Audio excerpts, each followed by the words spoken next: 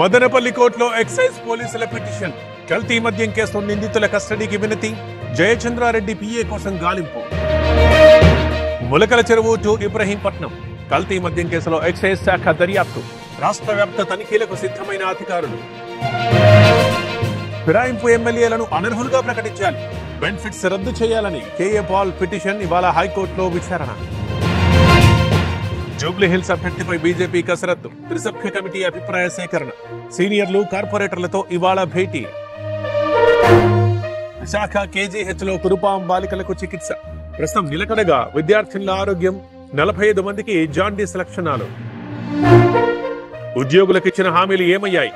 ఎన్నికల ముందు అరచేతిలో వైకుంఠం చూపించారు, ఇప్పుడేమో నడి రోడ్డుపై నిలబెట్టారు అన్న జగన్. మన హైకోర్టులో కాళేశ్వరంపై విచారణ. కేసీఆర్, హరీష్, స్మితా, జోషి పిటిషన్లపై వాదనలు. ఏ క్షణంలోనైనా ఎఫ్ఐఆర్ దాఖలు చేయనున్న సిబిఐ. గురకపాలెంలో కలెక్టర్ పర్యటన. పారిశుధ్యం, తాగునీటిపై ప్రత్యేక దృష్టి. మహిళ మరణంతో గ్రామంలో భయాందోళనలు. బీఆర్ఎస్ తో BJP, TDP secret deal. Congress ని ఓడించేందుకు కుట్రలు. జూబ్లీహిల్స్ ఉప ఎన్నికపై విజయశాంతి ఆరోపణలు. హైదరాబాద్ లో ఆర్టీసీ ఛార్జీల పెంపుపై నిరసన. ఆర్టీసీ బస్సులో ప్రయాణించిన బీఆర్ఎస్ ఎమ్మెల్యేలు. ప్రభుత్వానికి వ్యతిరేకంగా నినాదాలు. ఇవాళ జగన్ కీలక సమావేశం. నియోజకవర్గ ఇన్ఛార్జీలతో మీటింగ్. ప్రభుత్వ వైఫల్యాలపై పోరాటాలకు దిశానిర్దేశం. భారీ వర్షంతో భైంస అతలాకుతలం. గడ్డెన్నవాగు ప్రాజెక్టుకి వరద. 2 గేట్లెత్తి నీటి విడుదల. తిరుమలలో కొనసాగుతున్న భక్తుల రద్దీ. శ్రీవారి సర్వదర్శనానికి 20 గంటల సమయం. బాటగంగమ్మ ఆలయం వరకు క్యూ లైన్. విజయనగరంలో పైడి తల్లి సినిమానోత్సవం. పట్టు వస్త్రాలు సమర్పించనున్న మంత్రి ఆనం.